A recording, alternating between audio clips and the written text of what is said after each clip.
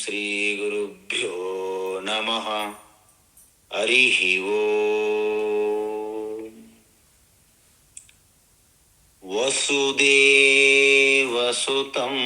దేవం కంసచానూరమర్దనం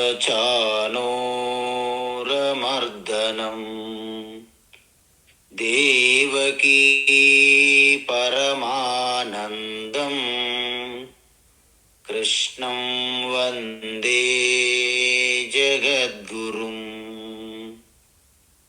తీర్త్వా మోహార్ణవం హత్వా రాగద్వేషాదిరాక్షసాన్ సీతా శాంతి సమాయుక్తా ఆత్మా రామో విరాజతే. ఆత్మా రామో విరాజతే. ఆత్మస్వరూప బంధుగణ, భగవద్గీత మహాజ్ఞానయజ్ఞంలో భాగంగా 7వ అధ్యాయం జ్ఞాన విజ్ఞాన యోగము అంటే ఆ పరమాత్మని యొక్క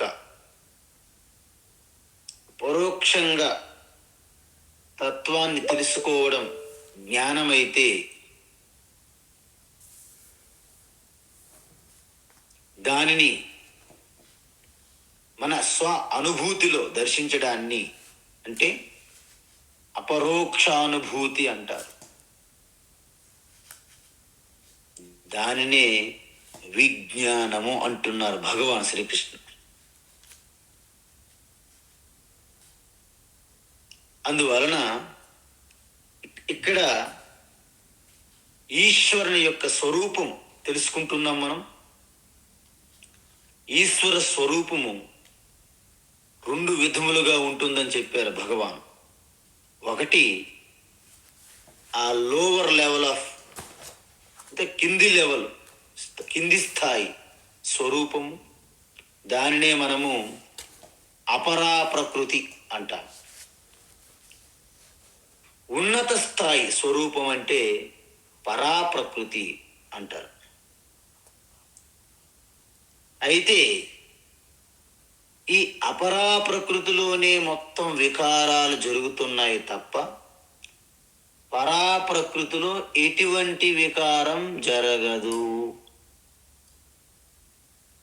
కాబట్టి ఈ 2 ప్రకృతుల కలయికయే ఈశ్వర స్వరూపము. అందువలన ఈ 2 స్వరూపాలలో అపరా ప్రకృతి 2 స్థాయిల్లో ప్రకటమవుతుంది. ఒకటి సూక్ష్మ స్థితి అంటే తన్మాత్రలు అంటారు. అంటే సూక్ష్మ పంచభూతాలు. వాటి తర్వాత స్థూల పంచభూతాలు అంటారు. అందువలన సూక్ష్మ పంచభూతములంటే సూక్ష్మ ప్రపంచాన్ని ధరించి ఉన్న ఆ చైతన్యాన్ని హిరణ్య గర్భ అంటారు. హిరణ్య గర్భ. ఆ సూక్ష్మ ప్రపంచము నుండి ఈ శరీరాలుగా దృశ్యముగా ప్రపంచముగా ప్రకటమై స్థూల ప్రపంచాన్ని ధరించి ఉన్నటువంటి ఆ చైతన్యాన్ని విరాట్ అంటారు. అందువలన మన కంటికి కనపడని అత్యంత చిన్న కీటకముల నుండి ఈవెన్ బ్రహ్మ వరకు అంటారు. అంటే ఆ బ్రహ్మ పిపీలికాది పర్యంతం మొత్తం ఈ సృష్టి అంతా కూడా మొత్తము ఆ యొక్క ఈశ్వరుని యొక్క సృష్టే. ఎలా అంటే సర్వభూతాన్ని, ఇక కనిపించేవి కనిపించనివి సూక్ష్మ క్రిమి కీటకముల నుండి అత్యంత ఆలోచన శక్తి కలిగినటువంటి ఆ మనుష్యులు, దేవతలు ఎవరున్నా సరే ఇవన్నీ కూడా సర్వభూతాన్ని ఈశ్వరు నుంచి వచ్చింది అని చెప్పాలి. అంటే భూత భౌతిక ప్రపంచం అంటారు దీన్ని. ఎలా వచ్చింది అంటే ఏతద్యోనిని, భగవాన్ ఏమంటున్నారంటే నా నుండే వచ్చింది అంటున్నారు. ఆయన డైరెక్ట్గా అంటున్నారు నా నుండి వచ్చింది అని. ఎలా అంటే పరాప్రకృతి అపరాప్రకృతి, నా రెండు అంటే నా అపరాప్రకృతియే శక్తి ప్రకృతి, నా పరాప్రకృతి శివ, శివ పార్వతుని కలయిక అని అర్థం. లేకపోతే లక్ష్మీనారాయణ కలయిక అని అర్థం. ఇక్కడ లక్ష్మి అంటే అపర ప్రకృతి, పార్వతి అన్నా లక్ష్మి అన్నా సరస్వతి అన్నా దుర్గా ఏ దేవి మాతృస్వరూపం, శ్రీమాత్రే నమః అంటే ప్రకృతి అపరా ప్రకృతి అని అర్థం. దాని వెనుక ఉన్నటువంటి చిదానంద చైతన్యం, కేవల శుద్ధ చైతన్యంకి పరాప్రకృతి. ఈ రెండు ఎప్పుడు కలిసే ఉంటాయి, విడిపోయి ఉండవు. అందుకే మనము ఆనందంగా దర్శించడానికి అర్ధనారీశ్వర తత్వంగా మనకి అందించారు మహాత్ములు. సో అందువలన యోని అంటే మూల కారణము అని చెప్పాను.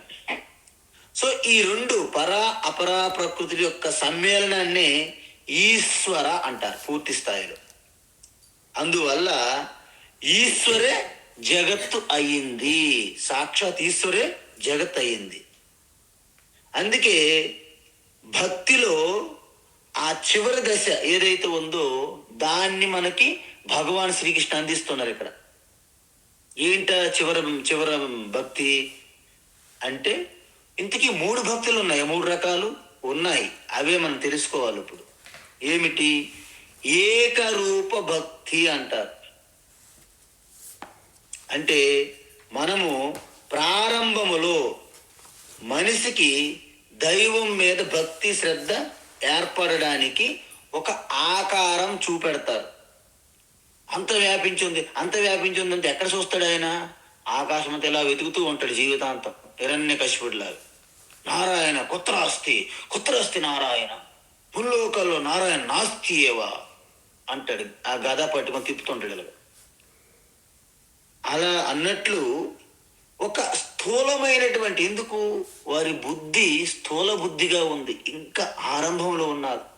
సో వాళ్ళకు ఒక రూపం ఇవ్వాలి. ఫస్ట్ ఆఫ్ ఆల్ భక్తిలో తీసుకురావాలంటే దానిని వాళ్ళ కళ్ళతో అలాగ చూసి ఆనందిస్తారన్నమాట. కాబట్టి వారికి మనము ఒక శివ, ఒక రామ, నారాయణ, లక్ష్మీనారాయణ, శివపార్వతులు, సీతారాములు, రాధాకృష్ణులు, ఇలా మనం గణేష్, అనేక మనము రూపాలు చూపెట్టాం. అందువలన వారు కైలాసములో ఉన్నారని, వైకుంఠములో ఉన్నారని, గోలోక బృందావనం అని, సాకేత్ అని ఏదేదో చెప్తుంటాం, పరలోకం అని, పరంధామం. ఇవన్నీ కూడా ఏకరూప భక్తికి ఒక విధానము మొదటిది. రెండోది ఏమిటి? అనేక రూప భక్తి అంటే అనేక మంది దేవతలు వెంట పడాలని కాదు. ఇక్కడ అనేక రకాలైన దేవీ దేవతలు పూజించమని కాదు. అనేక రూప భక్తి అంటే ఏమిటంటే భక్తి యొక్క పరాకాష్ఠ. ఎలాగా? జగత్ అంతా కూడా ఈశ్వరుడే వ్యాపించి ఉన్నారు, అన్ని రూపములు ఈశ్వరునివే. అంటే చెట్టులోను, పుట్టలోను, రాయిలోను, రప్పలోను, నీటిలోను, జంతువుల్లోను, మనుషుల్లోను, పక్షుల్లోను, సకల ప్రాణుల్లోనూ ఈశ్వర భావన కలిగి ఉండాలి. అన్నిట్లోనూ, చూసిన ప్రతి దాంట్లోనూ. అంటే మనకు విశ్వరూప దర్శనం అవుతుంది అన్నమాట. చూడండి, సాక్షాత్తు విశ్వరూప సందర్శన యోగంలో మనం చూస్తాం. ఆయనకి సూర్య చంద్రులు 2 నేత్రములు అయిపోతారు. అంటే దీన్ని అనేక రూప భక్తికి నిదర్శనం అంటారు. అయితే వాస్తవానికి ఆ యొక్క ఈశ్వర స్వరూపం చివరి తత్వం ఏమిటి? రూపము లేనిది, గుణము లేనిది, అశబ్దమస్పర్శమరూపమవ్యయం తథారసం నిత్యమగంధవచ్చయతు అంటారు. అందువలన అధ్యాత్మయోగాదిగమేన నిత్యం, ఇది కేవలము నామరూపాలను మీరు జార విడిచి అంటారు. అంటే మెల్లగా వదిలిపెట్టాలి ఆ భావన చింతల నుండి నామరూపాలని. అప్పుడు అధ్యాత్మ యోగం అంటారు దీన్ని. ఏంటి? మీ యొక్క అంతర్ముఖంగా ప్రయాణించడాన్ని అధ్యాత్మ యోగం అంటారు. ఆ అధ్యాత్మ యోగము ద్వారా మీకు అవగతం అవుతుంది అని చెప్తున్నారు ఉపనిషత్తుల్లో. అందువలన ఈశ్వర అంటే నిర్వికారము, నిర్గుణము అని తెలుసుకోవడం. అంటే ఏకరూప భక్తి నుంచి అనేక రూప భక్తి, అంటే వయ అనేక రూప భక్తికి వెళ్ళి అక్కడ ఆగిపోకుండా రూపము లేని ఈశ్వరతత్వానికి మనము ఎదగాలి. భాగ్యనగర భాగ్యలక్ష్యం నుంచి మన బయలుదేరి ఆగ్రా నుండి అమర్నాథ్కి వెళ్ళినట్టు అనమాట.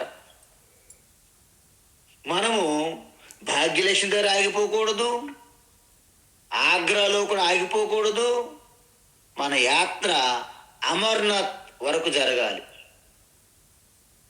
అందువలన ఈ విధంగా అరూప భక్తి ఆరంభంలో మీకు చెప్పామనుకోండి, ఎవ్వరు వినరు. ఇదేదో మా గాలిలో చెప్తున్నారు, ఇది మాకు అంతుపట్టే విషయం కాదు, ఏమన్నా తర్వాత జన్మలో చూసుకుందాం, ఇది మన వల్ల కాదు, ఇది ఎవరికో ఏదో బుద్ధుడికి, శ్రీకృష్ణ, వ్యాస, శంకర, వివేకానంద ఇలాంటి వాళ్ళు, రమణ మహర్షి ఇలాంటి వాళ్ళు తప్ప మన వల్ల కాదు అని వెనక్కి వెళ్ళిపోతారు. కాబట్టి ఏక రూపము, అనేక రూపము, రూపము లేని ఈశ్వరికి పైకి తీసుకెళ్తాము. అది ఈ భక్తి యొక్క రహస్యం. అయితే ఇక్కడ భగవాన్ ఏం చెప్తున్నాడు అనేది ఇంపార్టెంట్. అంటే ఇక్కడ రూపము లేని ఈశ్వరుని గురించి చెప్తున్నారు భగవాన్ శ్రీకృష్ణ. అంటే ఆయన అనుకుంటున్నాడు, మీరు ఆల్రెడీ ఏకరూప ఈశ్వర భక్తిలో బాగా నిష్ట సాధించి ఉన్నారు.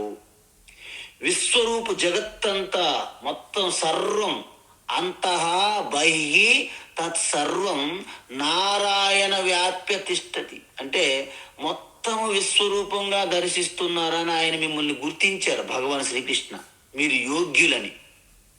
అందువలన సర్వానీతి ఉపధారయ, ప్రతీది నా వ్యక్తమైనటువంటి రూపంగా తెలుసుకొని ఆగిపోమనట్లేదు. నీ నరాలు కణములో కూడా జీర్ణించుకో అర్జున. మీరందరూ ఇప్పుడు భగవద్గీత వింటున్న ప్రతి ఒక్కరు ప్రపంచంలో అర్జున స్వరూపాలే. వింటున్న వాళ్ళు, చెప్పేవాళ్ళు శ్రీకృష్ణ స్వరూపమే. అందువలన మీరు జీవితాంతం అర్జున స్వరూపం ఉండిపోకూడదు, కృష్ణ స్వరూపంలోకి మీరు మారాలి. అందువలన ఇక్కడ ఉపధారయ అన్నారు. చూడండి, ఉపధార ఎందుకు అన్నారంటే, చాలా మందికి శ్లోకాలు, స్వామీజీ నాకు 700 శ్లోకాలు కంఠస్థ, మీరు బ్యాక్ నుండి చెప్పమంటారా? అయినా చెప్పేశారు. దడ దడ దడ ఎత్ర యోగీశ్వర కృష్ణ స్టార్ట్ చేసి ఇక్కడ ధర్మక్షేత్రే కురుక్షేత్ర అక్కడ వరకు వచ్చేస్తారు వాళ్ళు.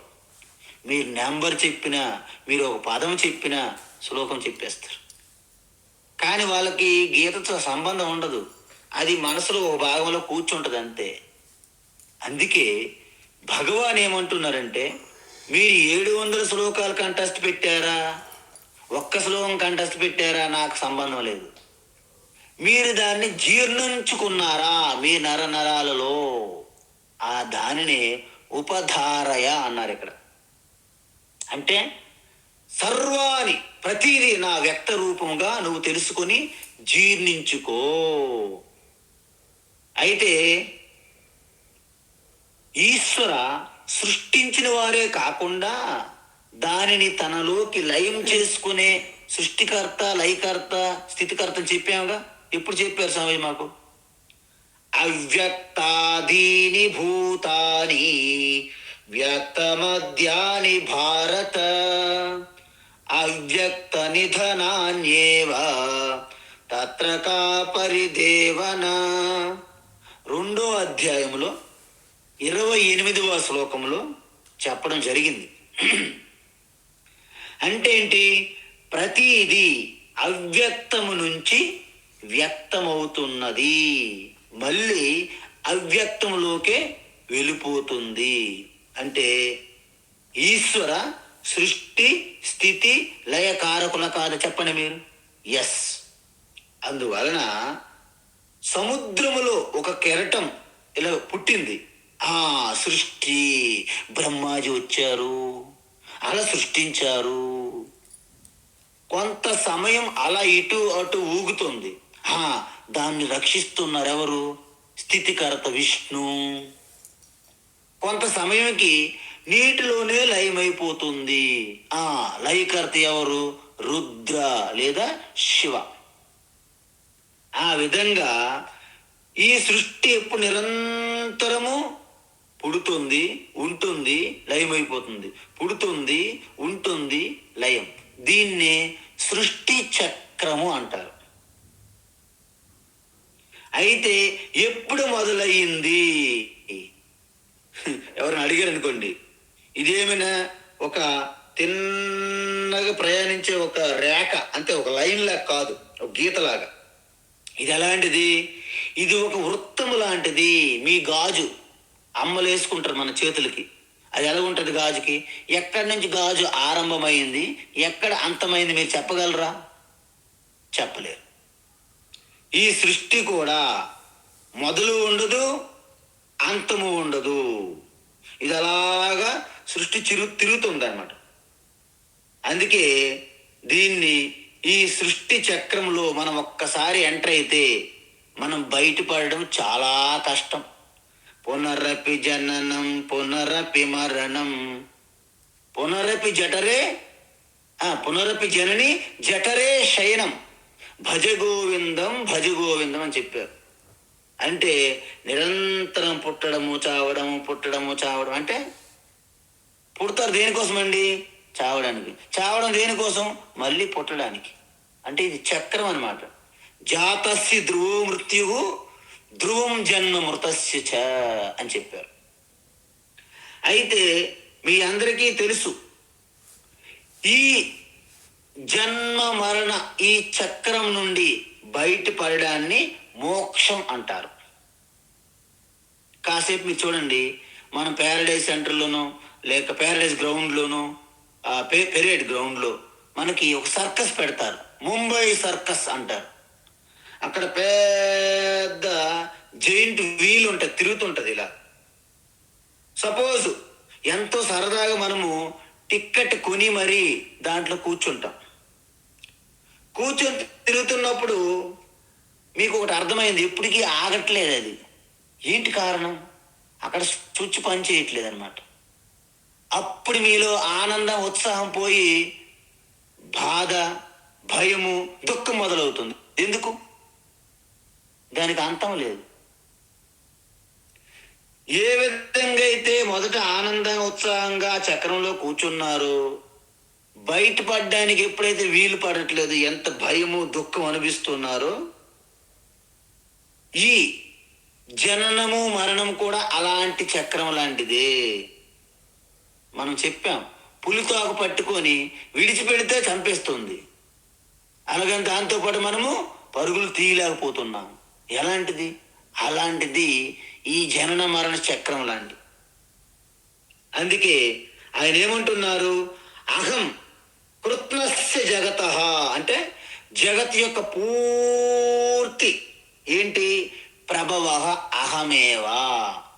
ఈ సంపూర్ణ జగత్తుకి నేనే సృష్టికర్తను అని చెప్తున్నారు. కేవలం సృష్టికర్త కాదు. ప్రళయ తథా అంటే దాన్ని తనలోకి తీసుకుంటున్న లయకర్త కూడా. మనము సాలిపురుగు చూసాం దృష్టాంతం ఇంతకుముందు. ఆ విధంగా ఈశ్వర సృష్టికి, స్థితికి, లయకు కారణము. అయితే దీన్ని మరింత ఆ యొక్క రూపములేని ఈశ్వర తత్వాన్ని ఎలా ఈ సృష్టిని అంతని ధరించి ఉన్నారు అని చెబుతున్నారన్నమాట. ఏంటి ఈ శ్లోకము? యావత్తు భగవద్గీతకి చాలా ముఖ్యమైన శ్లోకము.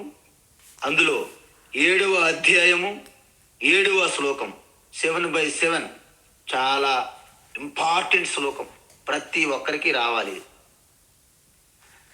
మత్తః పరతరం నాన్యత్, మత్తః పరతరం నాన్యత్, మత్తః పరతరం నాన్యత్, కించిదస్తి ధనంజయ, కించిదస్తి ధనంజయ, కించిదస్తి ధనంజయ, మయి సర్వమిదం ప్రోతం, మయి సర్వమిదం ప్రోతం, మయి సర్వమిదం ప్రోతం, సూత్రే మణిగణా ఇవ, సూత్రే మణిగణా ఇవ, సూత్రే మణిగణా ఇవ, మత్తః పరతరం నాన్యత్, కించిదస్తి ధనంజయ, మత్తః పరతరం నాన్యత్, కించిదస్తి ధనంజయ, మత్తః పరతరం నాన్యత్, కించిదస్తి ధనంజయ, మయి సర్వమిదం ప్రోతం, సూత్రే మణిగణా ఇవ, మయి సర్వమిదం ప్రోతం, సూత్రే మణిగణా ఇవ, మయి సర్వమిదం ప్రోతం, సూత్రే మణిగణా ఇవ. అద్భుతం.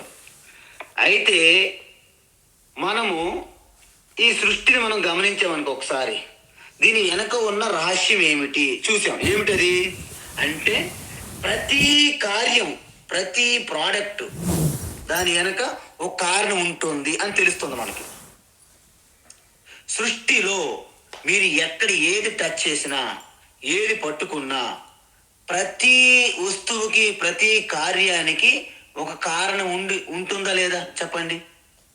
అంటే మనం ఒక కుండ తీసుకుంటే దానికి కారణం ఏమిటి? మట్టి.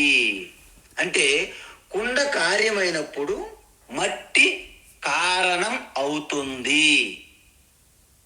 అయితే సపోజ్ మనం పుట్టామని మన జన్మ తీసుకున్నారు అనుకోండి, మనం కార్యమైనప్పుడు తల్లిదండ్రులు ఏమవుతారు? కారణం అవుతారు. అయితే తల్లిదండ్రులే ముఖ్యమైన కారణమా, మూల కారణమా? ఎలా కాదు? ఎందుకు కాదు? కాదు, ఎందుకంటే వారికి కూడా కారణం ఉన్నది. వాళ్ళ తల్లిదండ్రులు ఉన్నారు. పోనీ వాళ్ళు ముఖ్యమైన మూల కారణమా? లేదు, వాళ్ళకు కూడా తల్లిదండ్రులు ఉన్నారు. అంటే వాళ్ళు మూల కారణం కాదు. అలాగా వెనక్కి వెళ్ళి చూస్తే ఆ వంశవృక్షం అలాగా వెతుక్కుంటూ పోవాలి. ఆఖరికి ఎక్కడ తేలుతుంది? అపరా ప్రకృతి పరా ప్రకృతి అని అక్కడ తెలుస్తుంది. ఎలాగా? జగత పితరౌ వందే పార్వతీ పరమేశ్వరౌ, అక్కడ తేలుతారంట మనం ఇలా వెతుక్కుంటూ వెళ్తే. అందుకే ఈ భారతీయ సనాతన ధర్మ సంస్కృతిలో శ్రీరామచంద్రుడు మనకు తాత అవ్వచ్చు. ఎప్పుడు? అలాగ 1,000,00,000 జన్మలు వెనక్కి చూసినా శ్రీరామచంద్రుడు, శ్రీకృష్ణుడు మనకి తాత అవుతారు తప్ప, నీరు లేక వడదెబ్బ తిని ఎక్కడో ఎడారుల్లో పుట్టినటువంటి విశ్వాసాల్లో వచ్చిన వారు ఇక్కడ ఎటువంటి సంబంధం లేదని కూడా మన వాళ్ళు చెప్తారు. అందువలన మనము మన పూర్వీకులు శ్రీరాముడు గర్వంగా చెప్పాలి. మన పూర్వీకులు ఎంత అదృష్టవంతులు. మన పూర్వీకులు శ్రీరాముడిగా ఉన్నారు. ఒక వశిష్ఠుడు, వామదేవ, అరుంధతి, అనసూయ, కుంతి, వీళ్ళందరూ మన పూర్వీకులు. అవి మనం గుర్తుంచుకోవాలి. ఎప్పటికీ కూడా కృతజ్ఞతతో ఉండాలి మనం. కాబట్టి ఎప్పుడైతే వాళ్ళు మూల కారణం కాదో అలాగ వెతుక్కుంటూ పోతే ఇంతకీ జగత్ కారణమైనటువంటి ఈశ్వరునికి సృష్టికి కారణం ఎవరు అని అడిగారు అనుకోండి ఎవరైనా, ఏమండి స్వామి ఈ జగత్తు కారణం ఈశ్వరుని చెప్పాం కదా, మరి ఆయనకి కారణం, ఆయనకి ఎవరు కారణం అంటే ఆయన ఏమంటున్నారు, నాకు కారణం ఎవరు లేరు అని అంటున్నారు. ఎందుకు? అజోపి సన్ అవ్యయాత్మ భూతానామీశ్వరోపి సన్ ప్రకృతిం స్వామధిష్టాయ సంభవామ్యాత్మ మాయయ. 4వ అధ్యాయం చెప్పాడు భగవాన్ శ్రీకృష్ణ. ఏంటి? అజోపి సన్, నాకు పుట్టుక లేదు, నాకు కారణం లేదు. అజాయమానో బహుదా విజాయతే, పుట్టుక లేనప్పటికీ అనేక రూపములుగా ప్రకటమవుతున్నాను. ఎలా? మాయాశక్తి ద్వారా అని చెప్తారు. అంటే నేను కారణము లేని కారణాన్ని. చూసారా విచిత్రం? Causeless cause. ఈ సృష్టికి కాజ్లెస్ కాజ్ అంటే సృష్టికి కారణము లేని కారణం ఎవరు? ఈశ్వర. అందువల్లే పరాప్రకృతి అనాది అని చెప్పాను. అపరాప్రకృతి కూడా అనాదే. ఎందుకు? శివశక్తి ఎప్పుడు విడిపోయి ఉండదు, ఒకటే, కలిసే ఉంటాయి. ఎందుకంటే ఆ శక్తి లేకపోతే శివ ప్రకటన కాదండి. బల్బు, ఫ్యాను, ఏ ఎక్విప్మెంట్ మీరు పెట్టకండి ఎలక్ట్రికల్. మరి ఎలక్ట్రిసిటీ ఉన్నదా లేదని ఎలా తెలుస్తుంది మీకు? ప్రకటన అవ్వదు శక్తి. ఆ యొక్క ఎలక్ట్రిసిటీ ప్రకటన అవ్వాలంటే ఎక్విప్మెంట్ ఉండాలి. ఆ శివ ప్రకటన అవ్వాలంటే ప్రకృతి మాత ఉండాలి అర్థం. అంటే ఆది అంతము లేనిది అని అర్థం. ఈ రెండింటి సమ్మేళనమే ఈశ్వరుని కూడా చెప్పాను. అయితే కొంతమంది అంటారు, ఏమండి శివపార్వతులు పెళ్లి చూసాం మనం, అంటే మనం చూసినట్టే చెప్తారు మన వాళ్ళు. నిజంగా ఓకే, అంత బాగా చేస్తారు కూడా. అయితే కొంతమంది అన్నారు పార్వతి చాలా అదృష్టవంతురాలు అన్నారు. ఎందుకు అని అడిగితే ఒకరు అన్నారు పార్వతి చాలా అదృష్టవంతురాలండి, ఎందుకంటే ఆ అమ్మగారు మొత్తం జగత్తుకి మాత కదా, అది ఆవిడే కదా తల్లి అన్నారు. మరి అదృష్టవంతురాలు ఎందుకండి అంటే ఆవిడికి అత్తగారు లేదు కదా అన్నారంట. ఓహో, అత్తగారు లేకపోతే అదృష్టవంతురాలా అంటే వాళ్ళు ఎవరు అత్తల దగ్గర కొంచెం ఇబ్బంది పడి ఉంటారు. ఎందుకంటే వీళ్ళ ప్రవర్తన బట్టి అత్త ప్రవర్తన ఉంటుంది, అత్త ప్రవర్తన బట్టి కోడలి ప్రవర్తన ఉంటాయి మన సమాజంలో. కాబట్టి ఈ అత్తలేని కోడలు చాలా గొప్ప ఉత్తమురాలని అంటుంటారు బయట. ఎందుకు? ఈవిడి స్వేచ్ఛ, ఇంక ఎటువంటి కండిషన్స్ ఎటువంటివి ఉండవు అనమాట, నియమాల నిబంధనలు. ఆ విధంగా పార్వతికి అత్త లేదు. ఎందుకు? శివునికి తల్లి లేదు, అందుకోసం. అందువలన ఇది జోకు, మీరేం సీరియస్ తీసుకోవద్దు. ఆ విధంగా అంటే అక్కడ మన పురాణాల్లో కూడా అదే చెప్పారు మనకి, ఈశ్వరు శివకి తల్లిదండ్రులు లేరు అని. అందుకే ఈ బ్రహ్మ విష్ణు ఎవరో మేనేజ్ చేస్తారనమాట ఆయనకి. అంటే ఆ పెళ్లి కొడుకు తరపు బంధువర్గంగా అలా మేనేజ్ చేస్తారనమాట. ఇది మనకి పురాణాల్లో చెప్తారు. అయితే మీకు ఇప్పుడు ఒక అద్భుతమైనటువంటి ఒక సైన్స్ పరంగా ఆధ్యాత్మికమైనటువంటి ఉపనిషత్తుల్లో భగవద్గీత వెనక ఉన్నటువంటి సైన్స్ ఏమిటి, అద్భుతమైన సైన్స్. మీరు చిన్న 3 సూత్రాలు చెప్తాను, మళ్ళీ గుర్తుపెట్టుకోండి. ఒకసారి చెప్పాననే నాకు గుర్తులేదు. ఈ సృష్టిలో ఏ వస్తువు కానీ, ఏ ఐటమ్ కానీ, ప్రోడక్ట్ కానీ దానికి కారణం ఉంటుంది. ఒక మట్టి పాత్ర ఏదైనా తీసుకుంటే దానికి కారణం మట్టి.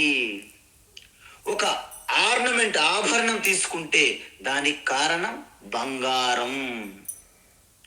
ఒక ఫర్నిచర్ ఏదైనా మీరు తీసుకుంటే దానికి కారణం చెక్క. ఈ విధంగా ప్రతిదానికి కారణం ఉంటుంది.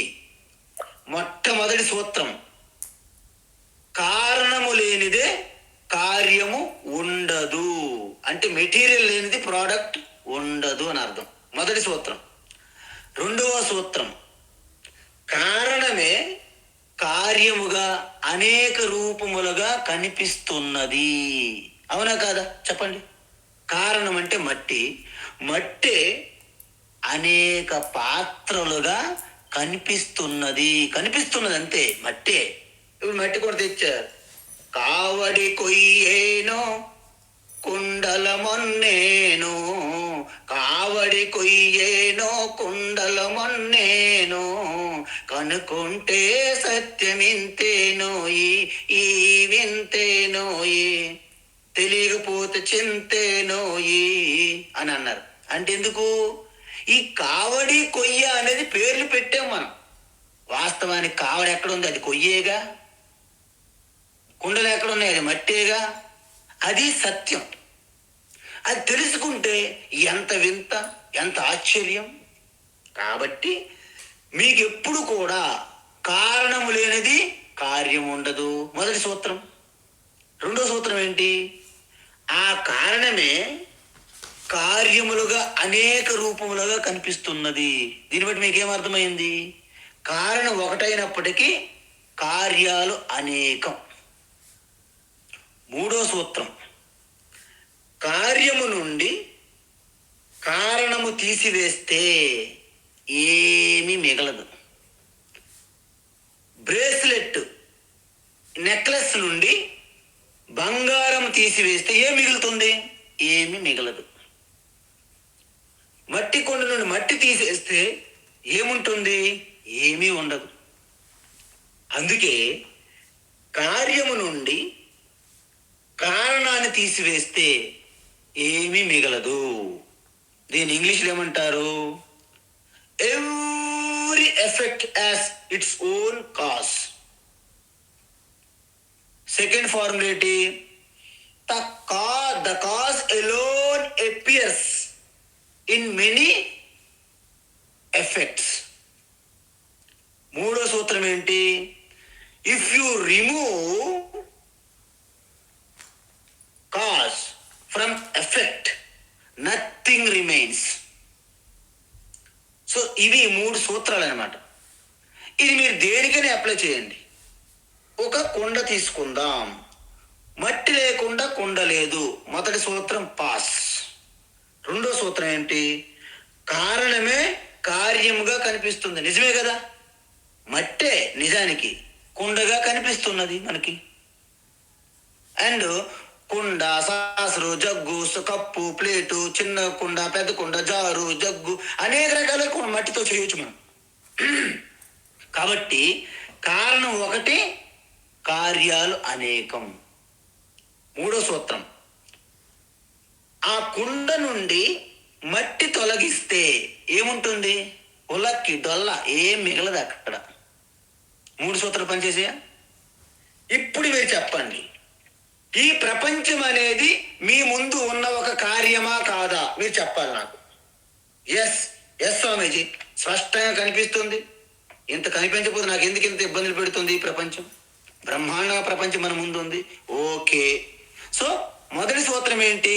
కార్యం ఉన్నది అంటే దానికి కారణం ఉండి తీరాలా వద్దా?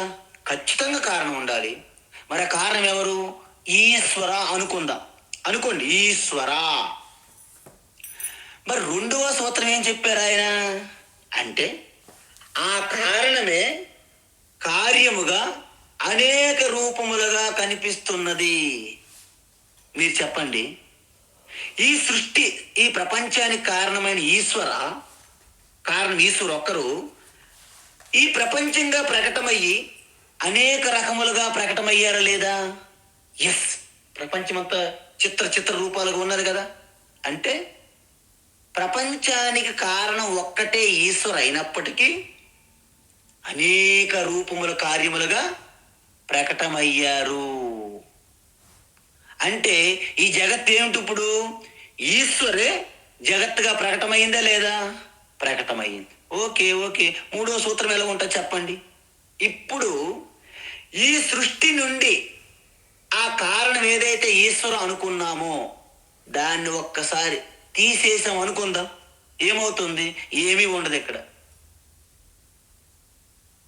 అర్థమైందా? డెడ్ ప్లానెట్ అంటే సపోజ్ ఈశ్వర ఈ ప్లానెట్ భూమండలం అంతా ఒక సూర్యచంద్రులుగా పంచభూతములుగా ప్రకటన అవ్వకపోతే ఈ భూమి మీద మిగులుతుందా? జీవిస్తుందా? ఏం మిగలదు. డెడ్ ప్లానెట్ అయిపోతుంది. అంటే ఏ వత్తు ఇది ఉన్నది అంటే ఈశ్వరయే. ఈశ్వరు లేని సృష్టి ఉండదు. ఈ విధంగా మనము చూస్తే ఇంతకీ ఈ ఈశ్వర మెటీరియల్ కారణం కదా. ఏం చెప్పాను నేను? మెటీరియల్ ఆ తయారు చేసి రెండు ఈశ్వరు అని చెప్పాం మనం, సాలి పురుగు మాదిరిగా. అయితే దీన్ని అంతటిని ఈ జగత్ అంతటా ఈశ్వరుడు వ్యాపించి ఉన్నారు కదా, అధిష్టానంగా అంతర్యామిగా ఉన్నారు, వ్యాపించి ఉన్నారన్నమాట. అయితే ఎలా ఉన్నారు అని చెప్పడానికి భగవాన్ ఒక ఉదాహరణ చెప్తున్నారు ఇక్కడ. ఏంటి? సూత్రే మణిగణా ఇవా మయి సర్వమిదం ప్రోతం సూత్రే మణిగణా ఇవా. మీరందరూ కూడా ఈ బీడ్స్ అంటారు, పూసలు, ఒక దారాన్ని గుచ్చి మనం వేసుకుంటే బయటికి బాగున్నాయండి డైమండ్స్, ఇవి ముత్యాలా, ఎక్కడ కొన్నారు? జాయాలకాసులో కొన్నారు. ఓహో ఎంత! ఇవన్నీ పూసల గురించి అంటాం, కానీ వెనక పట్టి ఉన్నటువంటి దారం గురించి ఎవరు అడగరే. అది అందుకే మనము ఈ ప్రపంచంలో ఆకర్షిస్తున్నటువంటి రూపాలు ఎంట పడుతున్నాం తప్ప దీనికి అధిష్టాన ఆధారంగా ఉన్న ఈశ్వరుని మనము చింతన చేయట్లేదు. అది మన తప్పు, ఘోర అపరాధం. అందువలన మీరు ఈసారి బంగారం షాప్కి వెళ్ళేటప్పుడు ఆభరణాల మీద దృష్టి ఆపి దాని వెనక బంగారం మీద దృష్టి పెట్టండి. మనకి ప్రాక్టీస్ చేయాల. కానీ బంగారం షాపులో ఉన్నటువంటి వ్యాపారస్తులు వాళ్ళు మాత్రం జ్ఞానులు. వాళ్ళకి ఆభరణం ఏమి దృష్టి లేదు, వాళ్ళకు బంగారం బరువు మీదే దృష్టి ఉంటుంది. సో మన దృష్టి కూడా వాళ్ళ మాదిరిగానే మారాలి. అంటే స్వామీజీ మేము ఆధ్యాత్మిక భగవద్గీత అవుతున్నాం, తపస్సులో ఉన్నాం. తపస్సులో మేము బంగారం షాప్కి వెళ్ళకూడదు కదా, బంగారం మేము ముట్టకూడదు, మేము ఉంచకూడదు. అది కాదు ఇక్కడ చెప్పాల్సింది. మీరు బంగారం షాప్కి వెళ్ళండి, బంగారం కొనండి, బంగారం ధరించండి, కానీ ఆభరణాల నామరూపాల మీద మీరు కొట్టుకుపోకూడదు. దాని వెనకున్న తత్వాన్ని గుర్తు చేసుకోవాలి. అన్ని ఈ యొక్క భోగములు అర్థమంతా మీరు అనుభవించవచ్చును, కానీ వాటితో పాటు మీరు మమేకం అయిపోకూడదు. బలంగా అంటే అంటున్నట్టుగానే ఉండాలి. పద్మపత్రమివాంబస. అందుకే రామకృష్ణ పరమహంస ఏమంటారంటే పడవ నీటిలోనే ఉండాలి. స్వామీజీ పడవ నీటిలో వద్దు, మేము ఇసుక మీద పెడతాం. ఇసుక మీద పెట్టేందుకు పడవ అవసరమే లేదు మనకి. పడవ ఎక్కడ ఉండాలి? నీటిలోనే ఉండాలి. కానీ నీరు పడవలోకి రాకుండా చూసుకోవయ్యా అని చెప్పారు. అంటే నేను సమాజం అనే సంసార సాగరంలోనే ఉండాలి. లేదు తప్పించుకొని నేనేమో మానసరోవరం వెళ్ళిపోతాం, అక్కడ కూడా నీకు సంసారమే ఉంటుంది. ఎందుకు? ఇదే మనసు, ఇదే బుద్ధి, ఇవే ఇంద్రియములు. కాబట్టి నువ్వు సంసార సాగరంలో ఉన్నప్పటికీ ఈ సంసారం అనే ఈ సుఖ దుఃఖాలు రాగద్వేషాలనే నీరు నీలోకి రానివ్వకుండా చూసుకోవాలి. అందుకే మన ధ్యాన శ్లోకంలో ఏం చెప్పాము? తీర్త్వా మోహార్ణవం హత్వా రాగద్వేషాది రాక్షసాన్. తీర్త్వ మోహం అనే ఈ భవసాగరం, సంసార సాగరాన్ని దాటాలంటే రాగద్వేషాలనే రావణ, కుంభకర్ణ, దంతవక్త, శిశుపాల, శుంభ, నిశుంభ, హిరణ్యాక్ష, హిరణ్యకశ్ప అనే మధుకైటం అనే రాగద్వేషాలను మనము నాశనం చెయ్యాలి ఫస్ట్. అప్పుడే శాంతమైపోయినటువంటి ప్రశాంతతలో అక్కడ లయమైపోతుంది మనస్సు. దాని నుండి ఆత్మారామ ప్రకటమవుతారు అని చెప్పారన్నమాట. అందువలన ఈ విధంగా మీకు ఎవరైనా ఈశ్వరు గురించి అడిగితే ప్రతి ఇసుక రేణువు కూడా మీరు ఇలా టచ్ చేస్తే దాంట్లో కూడాను పరా ప్రకృతి అపరా ప్రకృతి కలయిక ఉంటుంది, శివశక్తి. అందుకే ఈ మధ్య చంద్రయాన్ 3లో మన శాటిలైట్ అక్కడ ల్యాండింగ్ అయిన పాయింట్కి మన ప్రధానమంత్రి నరేంద్ర మోడీ గారు శివశక్తి అని పేరు పెట్టారు. దీని తత్వము రహస్యం తెలియనిటువంటి మేధావి వర్గం ఉంది ఒకటి. వాళ్ళు మేత ఆవులు అంటారు, మేధావులు కాదు, మేత ఆవులు. కాబట్టి శివశక్తిని పెట్టకూడదు, ఇది హిందూ మతం అని గగ్గోలు పెట్టారు కొంతమంది. యావత్ సృష్టి అంతా శివశక్తి. ఎవరైతే గగ్గోలు పెట్టి ఏడ్చారో ఆయన కూడా శివశక్తి స్వరూపమే. ఎందుకంటే ముందే మనం చూసాం, శరీరము, ఇంద్రియములు, మనస్సు, బుద్ధి, ఆ హృదయము, బ్రెయిన్ ఇవన్నీ కూడా ఆ శక్తి స్వరూపము. దాని వెనుక నుండి చైతన్యాన్ని అనుగ్రహిస్తున్న శక్తియే శివశక్తి కలయికే. అంతవరకు వాళ్ళకి బుద్ధి ఎక్కడ పనిచేస్తుంది? వాళ్ళంత స్థూల బుద్ధి కదా. ఏమంటే మేము సైంటిస్టులము, మేమేమో పరిశోధనలు, అంత సైన్స్ ప్రకారం ఉండాలని మాట్లాడు. నీ సైన్స్ అంతా మ్యాటర్ మీద, అంటే డెడ్ బాడీస్ మీద, మ్యాటర్ మీద నువ్వు చేయగలవు. దాని నుంచి ఉన్నతమైనటువంటి పరిశోధనలు ఏంటి? Spiritual science. అందుకే ఇక్కడ 2 రకాల సైంటిస్టులు ఉన్నారు. ఒకటి భౌతిక శాస్త్రవేత్తలు, material scientist, grade B. 2 spiritual scientist అంటే గ్రేడ్ ఏ. గ్రూప్ 1 సివిల్స్ మాదిరిగా. గ్రేడ్ ఏ అంటే అవర్ మెటీరియల్ సైంటిస్ట్, అందరూ ఆల్ నోబెల్ లారెట్స్.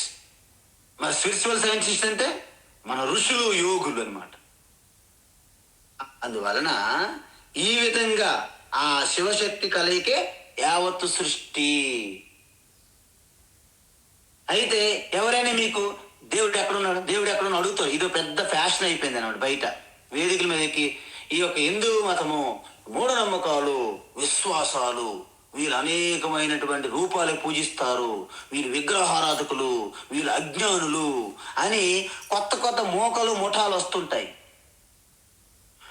వాళ్ళు ఎంత తప్పు చేస్తున్నారంటే, కేవలము ఈ సృష్టిలో చెట్లకు కానీ, అనేక కీటకాలు, పక్షులు, ఈ ప్రకృతిలో దేనికి కూడా ఆత్మ లేదు, కేవలం మనుషులకి ఆత్మ ఉందని భ్రమలో ఉన్నారు. ఈ వెస్టర్న్ ఫిలాసఫీ ఉన్నది అలాగా.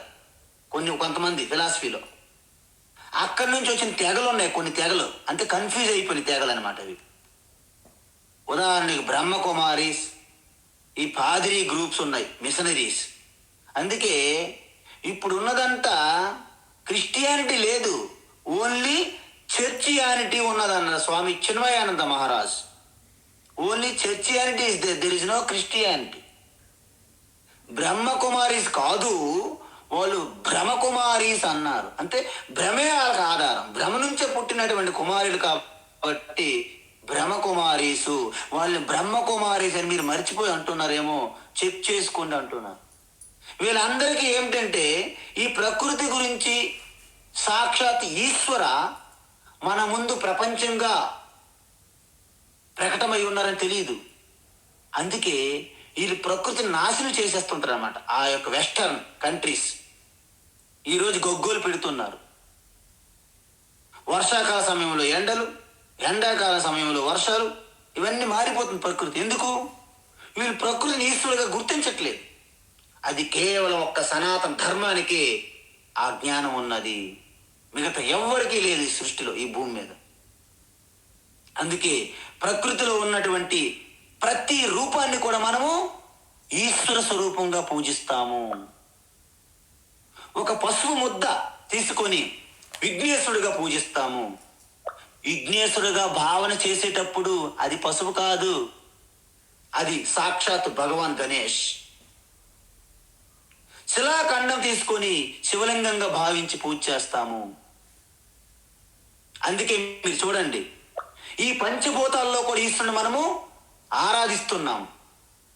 ఆకాశలింగం చిదంబరంలో ఉన్నది, వాయులింగం శ్రీకాళహస్తిలో ఉన్నది, అగ్నిలింగం అరుణాచలం తిరువన్నామలలో ఉన్నది, జలలింగం జంబుకేశ్వరంలో ఉన్నది, మట్టితో కూడిన లింగం కాంచీలో ఉన్నది. అంటే ఏంటి? పంచభూతముల నుంచి కూడాను ఆ పరమాత్మను పూజిస్తున్నాము. ఓం నమో నమశివాయ అక్కడి నుంచి వచ్చింది. ఈ విషయం మనకు తెలియట్లేదు. నాగేంద్రహారాయ త్రిలోచనాయ భస్మాంగరాగాయ మహేశ్వరాయ నిత్యాయ శుద్ధాయ దిగంబరాయ తస్మై నకారాయ నమః శివాయ నమః శివాయ నమః శివాయ నమః శివాయ నమః శివాయ. పంచాక్షరి స్తోత్రంలో ఈ యొక్క పంచభూతములు కూడా ఆ ఈశ్వర ప్రకటమై ఉన్నారు అని తెలిసిపోతుంది. అందువలన మనకు ఆ దృష్టి ఉండాలి, సూక్ష్మ దృష్టి కావాలి. నాకు ఈశ్వర దర్శనం కలగట్లేదంటే ఎంత అజ్ఞానం అండి. గంగా నది ఒడ్డులో ఉండి మీరు బావి తవ్వుతారా? ఇది అజ్ఞానం కాదు. గంగా నది ఒడ్డులో ఉండి ఒకడేమో ఊరికే కష్టపడి బావి తవ్వేస్తున్నాడు ఆ ఒడ్డు మీద, గంగా నది ఒడ్డు మీద. అరే, ఈ సృష్టి అంతా ఈశ్వరుగా సృష్టి. ఈశ్వర సృష్టి నిరంతరము నువ్వు సృష్టి కంటే అవుట్ సైడ్ ఉంటేగా, ఈశ్వరు ఒడిలో ఉన్నావు. కెరటంకి అజ్ఞానం ఎక్కువైపోయి నేను సముద్రం వేరు నేను వేరు, జలం వేరు నేను వేరు అని భ్రమలో ఉంటది కెరటం. అసలు బయటకు వస్తే కెరటం అని దానికి ఎవరైనా పిలుస్తారా? దాని ఉనికే ఉండదు. మనం కూడా ఈశ్వరుని ఒడిలో ఉండి ఈశ్వరుడు ఎక్కడ? హిరణ్యకశిపుడిలాగా. కాబట్టి ఇప్పుడు భగవాను ఈ సృష్టిని ఎలా దర్శించాలి అని ప్రశ్న మనకి. అయితే మీరేం కంగారు పడకండి మై డియర్, శృణు, లిజన్ చెప్తున్నారు. ఏమిటి? రసోహమప్సు కౌంతేయ రసోహమప్సు కౌంతేయ రసోహమప్సు కౌంతేయ ప్రభాస్మి శశి సూర్యయోః ప్రభాస్మి శశి సూర్యయోః ప్రభాస్మి శశి సూర్యయోః ప్రణవః సర్వవేదేషు ప్రణవః సర్వవేదేషు ప్రణవః సర్వవేదేషు శబ్దః కే కే పౌరుషం ఋషు శబ్దః ఖే పౌరుషం ఋషు శబ్దః ఖే పౌరుషం ఋషు రసోహమప్సు కౌంతేయ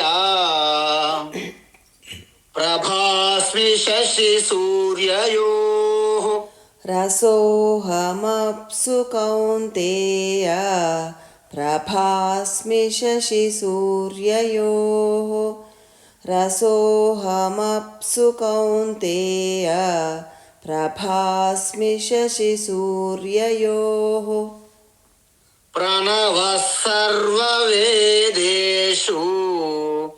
శబ్దః ఖే పౌరుషం ఋషు ప్రణవః సర్వవేదేషు శబ్దః ఖే పౌరుషం ఋషు ప్రణవః సర్వవేదేషు శబ్దః ఖే పౌరుషం ఋషు. ఉత్తమం, ఉత్తమమ్మా. ఇప్పుడు ఈ సృష్టిని ఈశ్వర ఎలా నియంత్రిస్తున్నారు అనే విషయం మనకు తెలియాలి. అంటే పంచభూతములలో కూడా ఆ ఈశ్వర శక్తి ప్రవేశించి ఈ సృష్టిని ఎలా నియంత్రిస్తున్నది అనేది ఇక్కడ భగవాన్ చెప్తున్నారు. ఏంటి? అనేక రూప ఈశ్వరుని ఇప్పుడు ఈ భగవాన్ శ్రీకృష్ణ వర్ణిస్తున్నారు. ఏమన్నా మనము ఏకరూప ఈశ్వరు నుండి అనేక రూప ఈశ్వరులోకి మనము మారాలి. అంటే ఈ అనేక రూప ఈశ్వరుని గురించి ఇప్పుడు శ్రీకృష్ణ భగవాన్ వివరిస్తున్నారు. ఏంటది అంటే, మనము ఏదైతే ఈ భూమి, నీరు, అగ్ని, వాయువు, ఆకాశం, ఈ పంచభూతాలలో కూడాను ఈశ్వరుని యొక్క శక్తి ఉండి ధరించి ధారణ చేసి పోషిస్తూ రక్షిస్తున్నది అని చెప్తున్నారు అన్నమాట. మనము మొదటి ఏక రూపం నుండి అనేక రూపంలోకి వెళ్ళడానికి మనకు చాలా కష్టం అనిపిస్తుంది. ఇంతకుముందు మనం చూసాం భాగవత పురాణంలో, ఎక్కడ చూసినా ఆ గోపికల విరహ గీతము. విరహ గీతం అంటే విషాదం. ఎందుకు విషాదము? శ్రీకృష్ణ అంటే అధరం మధురం, ఆ యొక్క రూపము, అదొక అందము. ఆ రూపాన్ని వర్ణిస్తూ కృష్ణ భక్తిలో మొదట ఆరి తేలుతుంటారు. అయితే కృష్ణ ఎప్పుడు కూడాను ఉంటారు, వెళ్తుంటారు కదా. కృష్ణ ఉన్నప్పుడు బ్రహ్మానందంలో ఉంటారు. కృష్ణ అక్కడి నుంచి మాయమైనప్పుడు విరములు, అలాగ విషాదంలో కూరుకుపోతుంటారు. అలా ఉండడాన్ని భగవాన్ శ్రీకృష్ణ వారికి ఒక బోధ చేశారు. వాళ్ళ భయం పోగొట్టారు. నేను మీ అందరి మనస్సుల్లో అంతరాత్మగా ఉన్నాను, అందువలన ప్రతి దేహం, ప్రతి శరీరంలో ఆత్మస్వరూపంగా, అంతరాత్మ, ప్రత్యేగాత్మగా ఉన్నాను అని చెప్తూ, ఎప్పుడైతే కృష్ణ నాలో ఉన్నారు, ఇంక బయట లేదని తెలుసుకున్నారో గోపికలు నిశ్చింతగా కృష్ణ చింతనలోనే నిమగ్నం అయిపోయారు. ఎప్పుడైతే కృష్ణ చింతనలో నిమగ్నం అయిపోయారో ఇక వాళ్ళ ప్రపంచంతో పెద్దగా సీరియస్నెస్ లేదనమాట. నారద మహర్షి వచ్చి, మీకు భక్తి యొక్క పూర్తి తత్వాన్ని చెప్తాను రండి గోపికలారా అంటే, మాకంత ఖాళీ సమయం లేదు నారదా అని నమస్కారం పెట్టి వదిలేశారనమాట. ఎందుకు? ఏ క్షణం కూడా ఆ కృష్ణ చింతన నుంచి ఒక క్షణం పాటు కూడా ఉండలేరు వాళ్ళు. మరి దేవర్షి నారద మాటలు వినాలంటే కృష్ణ చింతన కాస్త పక్కన పెట్టాలి కదా. అంత సమయం కూడా వాళ్ళకి లేదు కాబట్టి తోసిపుచ్చారనమాట నారద మహర్షి యొక్క ఆ యొక్క సలహాలను. అందుకే వారి యొక్క గొప్ప భక్తిని నారద మహర్షి భక్తి సూత్రాల్లో పెట్టారు. యథా గోపికానాం అని. అంటే గోపికల భక్తి ఎలా ఉంటుందో, పరమ ప్రేమ స్వరూపం, స్వస్వరూప అనుసంధానం, అది అసలైనటువంటి నిజమైన యథార్థమైనటువంటి అల్టిమేట్ భక్తి అని చెప్పారు. అయితే ఇక్కడ మనం ఏడో శ్లోకంలో చూసాం కాబట్టి ఇప్పుడు 8 నుండి 9 అలాగా ఈ యొక్క మొత్తం విశ్వరూపాన్ని వివరిస్తారు. అది రేపటి క్లాస్లో చూద్దాం. హరి ఓం తత్సత్. సర్వం శ్రీకృష్ణార్పణమస్తు.